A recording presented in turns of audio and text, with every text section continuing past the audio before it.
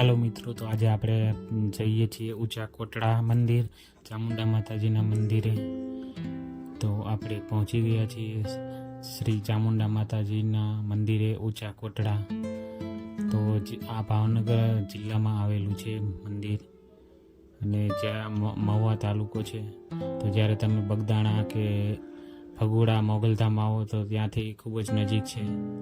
ભગોડાથી ફક્ત 25 કિલોમીટર છે, અને મહુવાથી પણ 20 થી 25 કિલોમીટર જ છે. તો તમે અહીંયા આવી શકો છો. તો ચાલો આપણે મંદિરના દર્શન કરીએ.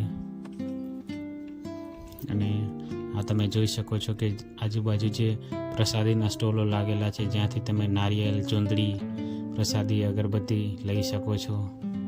અને અહીંયા જે નારિયેલ વધારવાની જગ્યા છે તે છે. અને આ તમે મંદિરની ધજા જોઈ શકો છો. અને આજુબાજુ પ્રસાદીની દુકાન છે અને ચુંદડીઓની.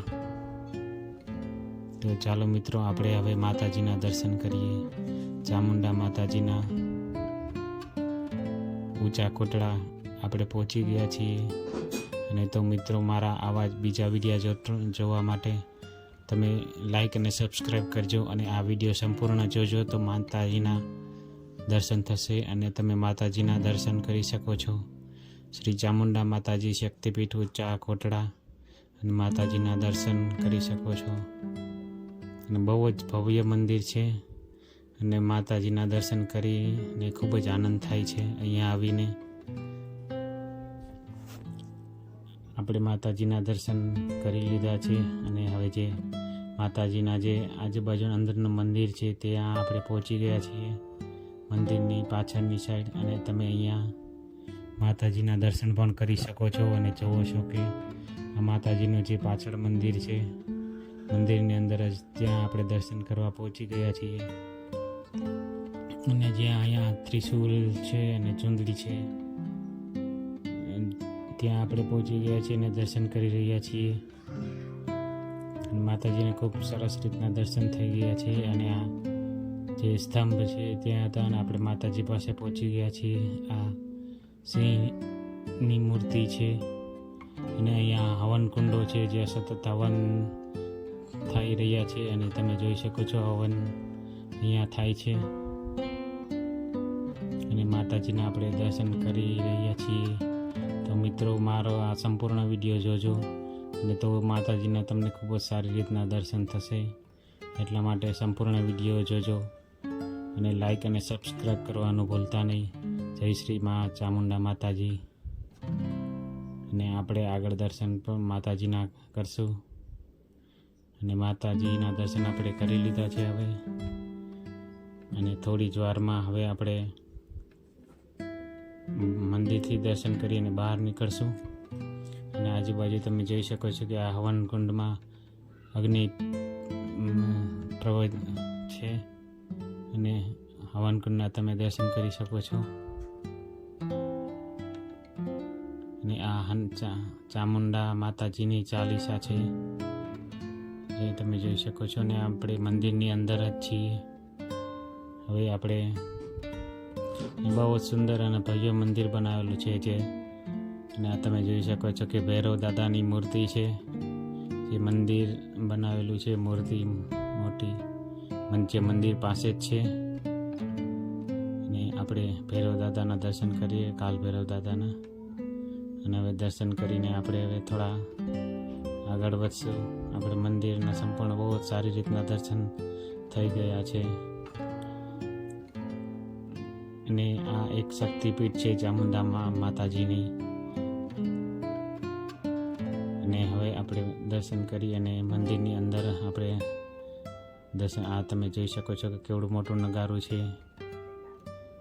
અને અહીંયાથી આપણે હવે દર્શન કરીને બહાર નીકળશું.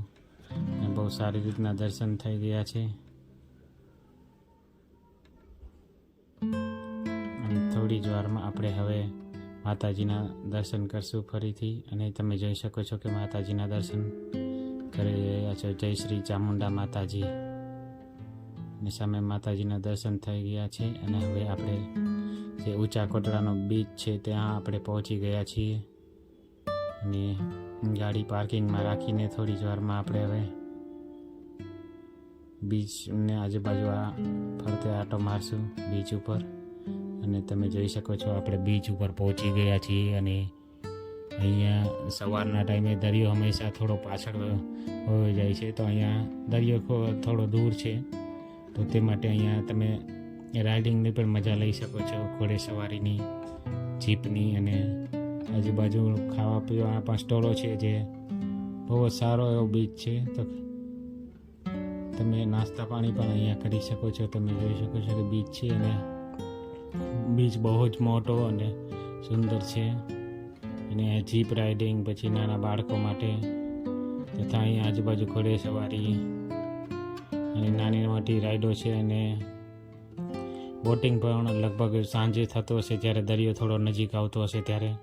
અત્યારે તો દરિયો સવારનો ટાઈમ છે, એટલે દરિયો બહુ જ પાછળ છે. પણ તમે જોઈ શકો છો કે બીચ પણ ઘણો સુંદર દેખાય છે, અને માણસો આનંદ માણી રહ્યા છે બીચ ઉપર. દર્શન કર્યા પછી તમે અહીંયા પણ થોડો ટાઈમ વ્યતીત કરી શકો છો.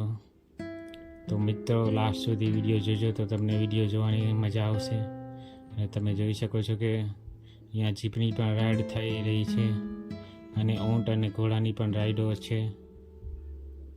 તો તમે સવારી કરી શકો છો ઊંટ અને ઘોડાની પણ. અને બીચ ખૂબ જ મોટો છે, અને દૂર દૂર સુધી બીચ જ દેખાઈ રહ્યો છે, અને દરિયો પણ છે. અને નાના બાળકો માટેની પણ રાઈડો છે, અહીં તમે જોઈ શકો છો. અને આ જીપ છે, જે આજુબાજુના બીચનું છે, બીચને લીધે બહુ સુંદર દેખાઈ રહ્યો છે. અને જે આપણે બીચની જે રાઈડો છે તે આજુબાજુ ફરી રહી છે. દૂર દૂર સુધી દરિયો દેખાઈ રહ્યો છે, અને આપણે બીચ ઉપર આંટો મારવાનો પણ આનંદ માણી રહ્યા છીએ. તો અહીંયા આપણે માતાજીના દર્શન પણ કરી શકીએ છીએ, અને બીચનો આનંદ પણ માણી શકીએ છીએ. અને બીચ ઉપર જે નાસ્તા પાણીની લારીઓ પણ છે, ત્યાં તમે નાસ્તો પાણી પણ કરી શકો છો.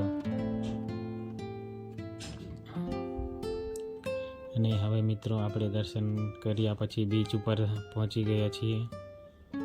તો મિત્રો, મારા આવા જ બીજા વિડીયો પણ જોવા માટે તમે લાઈક અને સબસ્ક્રાઈબ કરજો, અને મારા બીજા વિડીયો પણ જોજો, જે તમને જોવાની ખૂબ જ મજા આવશે. અને ભગવાનના દર્શન પણ થશે. તો જય માતાજી. અને મારા સંપૂર્ણ આ વિડીયો તમે જોજો.